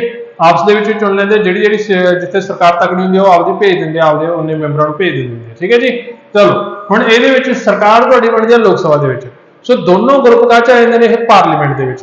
हुण चाहे कोई लोक सभा का मैंबर है, चाहे तुहाडा राज सभा का, वो वजूगा कि एमपी, मैंबर ऑफ पार्लीमेंट। हुण उसे दी आपां गल करांगे जी। MP member of parliament. ठीक है जी। चलो सब तो पहला क्वालिफिकेशन, आर्टिकल 84 दिता हुआ है जी तुहानू क्वालिफिकेशन दे लिए। आर्टिकल 84 क्वालिफिकेशन दे लिए दिता हुआ जी। ਇਹਦੇ ਵਿੱਚ ਕਿਹਾ ਗਿਆ ਹੈਗਾ ਕਿ ਭਾਰਤ ਦਾ ਨਾਗਰਿਕ ਹੋਵੇ, ਸਿੰਪਲੀ ਸਾਰੇ ਸਰਕਟ ਤੇ ਪਾ ਸਕਦੇ ਤੁਸੀਂ ਇਹਨਾਂ ਦੀ ਕੁਆਲੀਫਿਕੇਸ਼ਨ ਦੇ, ਭਾਰਤ ਦਾ ਨਾਗਰਿਕ ਹੋਵੇ, ਲੋਕ ਸਭਾ ਦੀ ਜਿਹੜੀ ਚੋਣ ਹੈ ਉਹ ਲੜਨ ਦੇ ਲਈ ਘੱਟੋ ਘੱਟ 25 ਸਾਲ ਦੀ ਉਮਰ ਹੋਵੇ, ਰਾਜ ਸਭਾ ਦੀ ਜਿਹੜੀ ਚੋਣ ਹੈ ਉਹ ਲੜਨ ਦੇ ਲਈ 30 ਸਾਲ ਦੀ ਉਮਰ ਹੋਵੇ। ਲੋਕ ਸਭਾ 25 ਸਾਲ, ਰਾਜ ਸਭਾ 30 ਸਾਲ, ਘੱਟੋ ਘੱਟ ਉਮਰ ਹੋਣੀ ਚਾਹੀਦੀ ਹੈ ਜੀ ਤੁਹਾਡੀ ਇਹਨਾਂ ਚੋਣਾਂ ਨੂੰ ਲੜਨ ਦੇ ਲਈ। ਠੀਕ ਹੈ ਜੀ। होर योग्यता की है? होर योग्यता जो पार्लीमेंट ने टाइम टू टाइम दसी हुई है जी, वो योग्यता प्रोसैस करे भी भाई आ योग्यता है तो वो मैंबर है जो बन सकते। ठीक है जी। बस यदा उम्र का क्वेश्चन बनना होंगे, आर्टिकल का बनता। आर्टिकल यदा 84, लोक सभा 25 साल उम्र, राज्य सभा कितनी है जी 30 साल उम्र। नोट कर लो, माइंड में सैट कर लो इस चीज। ठीक है जी। चलो नैक्सट जी। इस तो बाद आर्टिकल 99 है जी 99 के अनुसार जो लोक सभा या राज सभा दोनों के विचों जो भी मैंबर ऑफ पार्लीमेंट ने, इन्हां दी सौं है जिहड़ी राष्ट्रपति चुकाउंदा है जां राष्ट्रपति द्वारा लगाया कोई व्यक्ति चुकाउंदा है। राष्ट्रपति जां राष्ट्रपति द्वारा लगाया कोई व्यक्ति। तनखाह वाला जिहड़ा सिस्टम आ जाए, तनखाह जी पार्लीमेंट द्वारा सैट की जाती है टाइम टू टाइम, चाहे उपरला ऑफिस है कोई, चाहे प्रधानमंत्री है, मंत्रिमंडल है, एमपी ने, जो भी मसला है उन्होंने तनखाह पार्लीमेंट सैट कर दी है, फिक्स है जी, टाइम टू टाइम चेक करते रहते उन्हें तनख्वाह पार्लीमेंट ही सैट करोगे। चलो नैक्सट। इस तो बाद जी आप गल करिए 102, जब सब तो पहले देख लें आर्टिकल 101। आर्टिकल 101 के तहत भी तुहाडी जिहड़ी मैंबर ऑफ पार्लीमेंट है, जिहड़े पार्लीमेंट के मैंबर है उन्होंने सीट किवें खाली हो सकती है? 2 कारण हो सकते हैं। डबल मैंबरशिप, कारण तो कई ने, मेन चकांगे आपां। डबल मैंबरशिप, अगर वो 2 सदनों का मैंबर बन रहा है, भी लोक सभा का ही मैंबर बन रहा है या राज सभा का ही मैंबर बन रहा है, या किसी स्टेट की या राज की विधान सभा का ही मैंबर बन रहा है, जिवें कि भगवंत मान लोक सभा के एमपी सी, संगरूर तो एमपी सी, हो बट वो सरकार इत्थे बन गई, इत्थे वो जित गया एमएलए, तो फिर उन्होंने एक सीट छड्डनी पऊगी, तो उन्हें संगरूर के एमपी की सीट छड्डी, वो छड्ड के जी तुहाडा इत्थे वो मुख्यमंत्री बने। ठीक है जी। सो नैक्सट इहदे विच 101 दे विच की है 2 सदनां दी डबल मैंबरशिप होवे तां तुहाडी ओहदी एक सीट खाली होगी। ठीक है जी। अगर वो डैथ हो जाए तो सीट खाली होनी है, रिजाइन कर दे तो भी सीट खाली होगी। ठीक है जी। वो जो चोणां ने उन्होंने अयोग करार दिता जाए तो भी सीट खाली हो जूगी, जां उन्होंने डिसकुआलीफाई कर दिता जाए। डिसकुआलीफिकेशन है जी एमपी की, डिसकुआलीफिकेशन इसका आर्टिकल है जी 102 करांगे आपां इहनूं 2 मिनट रोक लो। डिसकुआलीफिकेशन हो जाए तो भी तुहाडा की है जी इहनूं रद्द कर दिता जाऊगा। जां अगर तुहाडा मैंबर ऑफ पार्लीमेंट 60 दिन बिना किसी इजाजत तो तुहाडा की है जी गैर हाजिर रहिंदा है, पार्लीमेंट दे विच ही नहीं बढ़दा, बिना इजाजत लेते 60 दिनों तो गैर हाजिर है, तो उसकी जिहड़ी मैंबरशिप है जी वो खत्म कर दी जाऊगी। ठीक है जी। चलो नैक्सट जी। इस तो बाद आप एक होर देख लेना डिसकुआलीफिकेशन। हुण आर्टिकल 102 के तहत जिहड़ा तुहाडा मैंबर ऑफ पार्लीमेंट है उसकी डिसकुआलीफिकेशन किवें होगी? सब तो पहला तो वो अगर कोई ऑफिस ऑफ प्रॉफिट होल्ड करता है, तुहानू कल दस्सिया सी मैं ऑफिस ऑफ प्रॉफिट की हुंदा जी, भी वो किसी भी सेंटर जां स्टेट की सरकार हेठ अगर वो कोई सरकारी नौकरी लैंदा है, तुहाडा मैंबर हुंदा होया, मतलब कि 2 पासों तो तनख्वाह आ रही है, उन्होंने इधरों भी तनख्वाह लै रहा है ਉਸ ਤੋਂ ਬਾਅਦ ਤੁਹਾਡੀ ਕਿਸੇ ਨੌਕਰੀ ਦੀ ਵੀ ਤਨਖਾਹ ਲੈ ਰਿਹਾ ਤਾਂ ਤੁਹਾਡਾ ਕੀ ਹੈ ਜੀ ਉਹਦੀ ਡਿਸਕੁਆਲੀਫਿਕੇਸ਼ਨ ਹੋ ਜੂਗੀ, ਇਹ ਆਰਟੀਕਲ 102 ਦੇ ਤਹਿਤ। ਦੂਸਰਾ ਜੀ, ਅਗਰ ਉਹਨੂੰ ਕੋਰਟ ਡਿਕਲੇਅਰ ਕਰਦੇ ਭਈ ਇਹਦਾ ਮਾਨਸਿਕ ਸੰਤੁਲਨ ਠੀਕ ਨਹੀਂ ਆ, ਮਾਈਂਡ ਵਗੈਰਾ ਸਹੀ ਨਹੀਂ ਲੱਗ ਰਿਹਾ, ਤਾਂ ਵੀ ਇਹਨੂੰ ਕੀ ਕਰ ਦਿੱਤਾ ਜਾਊਗਾ, ਡਿਸਕੁਆਲੀਫਾਈ ਕਰ ਦਿੱਤਾ ਜਾਊਗਾ। ਠੀਕ ਹੈ ਜੀ। ਚਲੋ ਨੈਕਸਟ, ਇਸ ਤੋਂ ਬਾਅਦ ਜੀ ਇਹਦਾ ਜਿਹੜਾ ਮਸਲਾ ਹੈਗਾ ਕਿ ਇਹਦੀਆਂ ਜਿਹੜਾ ਭਾਰਤ ਦੀ ਨਾਗਰਿਕਤਾ ਹੈ, ਹਾਂ ਜੋ ਭਾਰਤ ਦੀ ਨਾਗਰਿਕਤਾ ਹੈ ਉਹ ਤੁਹਾਡਾ ਜਿਹੜਾ ਐਮਪੀ ਆ ਉਹ ਤਿਆਗ ਦੇਵੇ ਤਾਂ ਉਹਦੀ ਨਾਲ ਦੀ ਨਾਲ ਜੋ ਨਾਗਰਿਕਤਾ ਹੀ ਤਿਆਗ ਦਿੱਤੀ ਤਾਂ ਉਹਦੀ ਸੀਟ ਵੀ ਖਾਲੀ ਹੋ ਗਈ। ਠੀਕ ਹੈ ਜੀ। ਸੀਟ ਖਾਲੀ ਹੋਣ ਦੇ ਨਾਲ ਉਹਨੂੰ ਡਿਸਕੁਆਲੀਫਾਈ ਕਰ ਦਿੱਤਾ ਜਾਊਗਾ ਆਰਟੀਕਲ 102 ਦੇ ਤਹਿਤ। ਇਹ ਹੈ ਜੀ ਤੁਹਾਡਾ ਮੈਂਬਰ ਆਫ ਪਾਰਲੀਮੈਂਟ। ਠੀਕ ਹੈ ਜੀ। ਹੁਣ ਇਸ ਤੋਂ ਬਾਅਦ ਆਪਾਂ ਲੋਕ ਸਭਾ ਦਾ ਜੋ ਮੇਨ ਤੁਹਾਡਾ ਬੁਲਾਰਾ ਹੁੰਦਾ ਸਪੀਕਰ ਦੀ ਗੱਲ ਕਰਾਂਗੇ, ਰਾਜ ਸਭਾ ਦੇ ਚੇਅਰਮੈਨ ਦੀ ਗੱਲ ਕਰਾਂਗੇ, ਇਸ ਤੋਂ ਬਾਅਦ ਤੁਹਾਡੇ ਲਈ ਸੁਪਰੀਮ ਕੋਰਟ ਆ ਜਾਊਗਾ ਤੇ ਸੈਂਟਰ ਨੂੰ ਆਪਾਂ ਨਿਬੇੜ ਕੇ ਸਟੇਟ ਨੂੰ ਸ਼ੁਰੂ ਕਰ ਲਾਂਗੇ। ਠੀਕ ਹੈ ਜੀ। ਸੋ ਹੋਪ ਸੋ ਤੁਸੀਂ ਨਾਲ ਟਰਾਈ ਕਰ ਰਹੇ ਹੋਗੇ ਤੇ ਨਾਲ ਚੀਜ਼ਾਂ ਨੂੰ ਸਿੱਖ ਰਹੇ ਹੋ। ਅਗਰ ਤੁਸੀਂ ਪ੍ਰੈਕਟਿਸ ਕਰਨਾ ਚਾਹੁੰਦੇ ਹੋ ਤਾਂ ਤੁਹਾਡਾ ਸਾਡਾ ਜੋ ਡੀਡੀ ਅਕੈਡਮੀ ਐਪ ਹੈ ਉਹ ਦੋਨੋਂ ਤੁਹਾਡੀ ਪਲੇ ਸਟੋਰ ਤੇ ਐਪ ਸਟੋਰ ਦੇ ਉੱਪਰ ਪਈ ਹੈ। ਸੋ ਇਹਨਾਂ ਟੌਪਿਕਸ ਦੇ ਰਿਲੇਟਡ ਤੁਹਾਡੇ ਵੀਕਲੀ ਟੈਸਟ ਪਏ ਹੁੰਦੇ ਆ ਜੋ ਅਸੀਂ ਇਹਨਾਂ ਟੌਪਿਕਸ ਦੇ ਰਿਲੇਟਡ ਹੀ ਲੈਤੇ ਹੁੰਦੇ ਨੇ। ਸੋ ਜਿਹੜਾ ਵੀ ਤੁਹਾਡਾ ਟੌਪਿਕ ਹੁੰਦਾ ਉਹ ਵੀਕਲੀ ਟੈਸਟ ਤੁਸੀਂ ਕੰਡਕਟ ਕਰ ਸਕਦੇ ਹੋ, ਤੁਹਾਡੀ ਵਧੀਆ ਪ੍ਰੈਕਟਿਸ ਰਹੂਗੀ। 25 ਤੋਂ 30 ਟੈਸਟ ਤੇ ਬਿਲਕੁਲ ਫ੍ਰੀ ਨੇ, ਮੌਕ ਵੀ ਫ੍ਰੀ ਪਿਆ, ਕੋਈ ਵੀ ਉਹਨਾਂ ਦੇ ਚਾਰजेस ਨਹੀਂ, ਅਸੀਂ ਇਸੇ ਭਲਾਈ ਦੇ ਲਈ ਉਹ ਫ੍ਰੀ ਕੀਤੇ ਹੋਏ ਨੇ, ਪੇਡ ਅਸੀਂ ਉਹਨਾਂ ਨੂੰ ਨਹੀਂ ਕੀਤਾ ਹੋਇਆ। ਠੀਕ ਹੈ ਜੀ। ਸੋ ਐਪ ਡਾਊਨਲੋਡ ਕਰਕੇ ਤੁਸੀਂ ਉਹਨਾਂ ਨੂੰ ਐਕਸੈਸ ਕਰ ਸਕਦੇ ਹੋ। ਬਾਕੀ ਕੋਈ ਵੀ ਡਾਊਟ ਹੋਵੇ ਕਮੈਂਟ ਸੈਕਸ਼ਨ ਦੇ ਵਿੱਚ ਪਾ ਸਕਦੇ ਹੋ, ਜਾਂ ਤੁਸੀਂ ਜਿਹੜਾ WhatsApp ਗਰੁੱਪ ਆਨ ਕੀਤਾ ਹੋਇਆ ਉਹਦੇ ਵਿੱਚ ਜੁੜੇ ਹੋਏ ਹੋ ਤਾਂ ਉਹਦੇ ਵਿੱਚ ਪਾ ਸਕਦੇ ਹੋ। ਆਪਾਂ ਨੈਕਸਟ ਕਲਾਸ ਦੇ ਵਿੱਚ ਉਹਨੂੰ ਸੋਲਵ ਕਰਨਾ ਹੈ। ਠੀਕ ਹੈ ਜੀ। ਅੱਜ ਲਈ ਇੰਨਾ ਹੀ, ਕੱਲ ਤੋਂ ਫਿਰ ਆਪਾਂ ਕੰਟੀਨਿਊ ਕਰਾਂਗੇ। ਧੰਨਵਾਦ।